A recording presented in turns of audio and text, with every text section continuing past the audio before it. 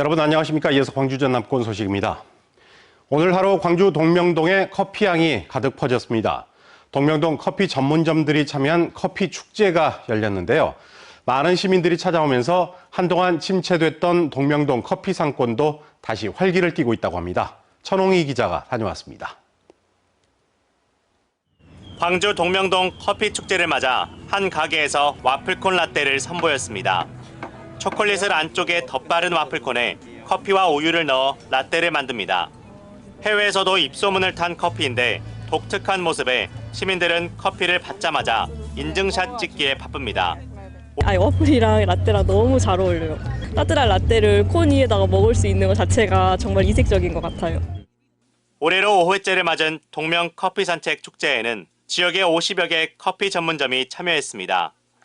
각자의 방식으로 볶은 원두로 커피를 내리다 보니 커피의 맛도 가게 수만큼이나 다양합니다.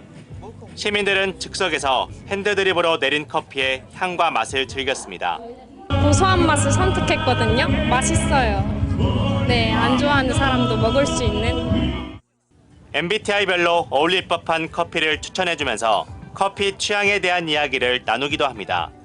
INFJ예요. 원래 과일 영양 조금 있는 커피를 즐기시는 편이세요? 그것도 나쁘진 않아요. 네. 동명동 커피 축제가 열리는 이곳은 이 커피 향이 가득한데요. 원두별로 다양한 커피를 마실 수 있다 보니 시민들에게 인기가 많습니다. 동명동 커피 상권은 학원가가 쇠퇴하면서 한동안 침체를 겪었지만 커피 축제를 통해 다시 활기를 되찾고 있습니다. 커피에 진심인 분들이 크리에이터로 참여를 해서 이분들이 커피를 만들고 직접 로스팅해서 커피의 우수성을 많이 인정받고 있고 몇십 프로에서 몇백 프로까지 이렇게 매출이 오른 가게들도 있는 걸로 알고 있습니다. 지역의 특색을 살리고자 시작했던 작은 행사가 이제는 동구를 대표하는 축제로 자리 잡고 있습니다. MBC 뉴스 천홍희입니다. 신안의 섬들이 깊어가는 가을 정취로 물들고 있습니다. 노란 갯국 아자니아가 만개한 고이도에서는 축제를 앞두고 손님 맞이 준비가 한창입니다. 장산도의 팜파스 그라스와 분재공원의 가을 전시까지 문현철 기자가 가을빛 섬들을 소개합니다. 가을 햇살 아래 노란 물결이 일렁입니다. 바닷바람을 따라 고이도 해안길을 걷다 보면 발 아래로 갯국이 활짝 피어 있습니다. 신안 고이도에는 지금 아자니아가 절정입니다. 아자니아는 노란색 국화로 바닷가에 자생하는 갯국의 일종입니다. 이 꽃이 피는 이맘때면 섬이 노랗게 물들고 주민들은 축제를 열어 가을을 맞이합니다. 손길로 갖고 와서 이렇게 아름답게 꾸며놨을게 많이 오셔서 많이 보고 가시면 쓰겠네요. 예, 올해 11월 14일부터 23일까지 10일간 아자니아 축제가 개최가 됩니다. 다음 주면 꽃들이 만개해서 관광객들이 와서 많이 보고 가실 수 있을 것 같습니다. 한편 장산도에서는 억새보다 키가 큰 팜파스 글라스가 바닷가 언덕을 따라 흩날리며 가을의 정취를 더합니다. 하얀 꽃 이삭이 바닷바람에 흔들리며 찾는 이들의 발길을 붙잡습니다. 신안 분재공원에서는 전국 분재인들이 한자리에 모이는 대한민국 분재대전이 열리고 있습니다. 소나무와 단풍나무 등 400여 점의 분재가 전시돼 작은 화분 속에 가을의 섬세한 아름다움을 전합니다. 한수 그리고 열매를 함께 감상할 수 있는 그런 시기이기 때문에 어떻게 보면 분재의 진면목을 그 전시회를 통해서 볼 수 있다는 장점이 있기 때문에 보통 가을과 겨울에 전시회를 개최합니다. 갯국이 물든 고이도, 팜파스 글라스가 일렁이는 장산도, 그리고 분재 향기 가득한 신안 분재공원까지 섬마다 저마다의 빛깔로 가을이 깊어가고 있습니다. MBC 뉴스 문현철입니다.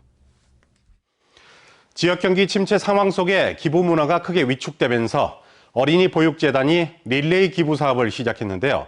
지역에 꺼져가던 기부 문화에 새로운 불씨를 살려내는 데 큰 성과를 보이고 있습니다. 김주희 기자가 보도합니다. 아이 키우기 좋은 도시 조성을 위해 지난 2017년 처음 출범한 비영리 재단법인 광양시 어린이 보육재단. 재단은 지역 경기 침체가 장기화하면서 기부금 수익이 계속 줄어들었습니다. 지난 2020년 14억 8천여만 원이었던 것이 해마다 감소하는 추세를 보이다 지난해 6억 5천여만 원으로 줄어들었습니다. 이처럼 얼어붙어가는 기부 문화에 새로운 전환점을 마련하기 위해 시작된 보육사랑 백인 기부 릴레이 사업. 지난 5월 처음 기부 사업이 시작된 이후 7개월에 만에 기탁받은 기부금만 4억여 원을 넘는 성과로 이어졌습니다.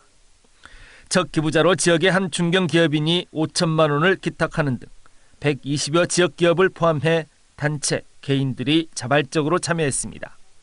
지역사회가 너나 할 것 없이 나서 릴레이 기부를 이어간 겁니다.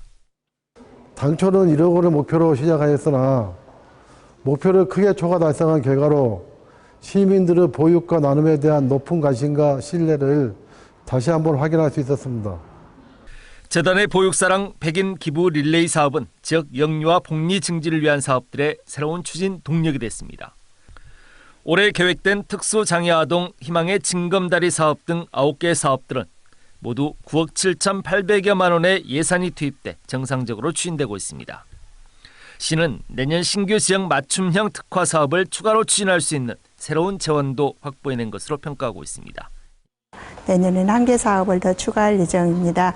그 신규 사업은 우리 신생아들에게 꼭 필요한 체온계를 각 가정에 보급하여서 아이 건강하게 키울 수 있도록 도움을 주고자 합니다.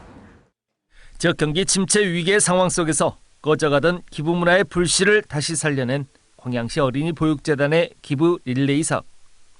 지역 공동체의 의미, 나눔과 보육의 의미를 다시 한번 키워낸 의미 있는 과정으로 평가됩니다. MBC 뉴스 김주입니다. 무등산 일수원지 인근 신령한 숲에서 국가의 안녕을 기원하는 천제가 열렸습니다.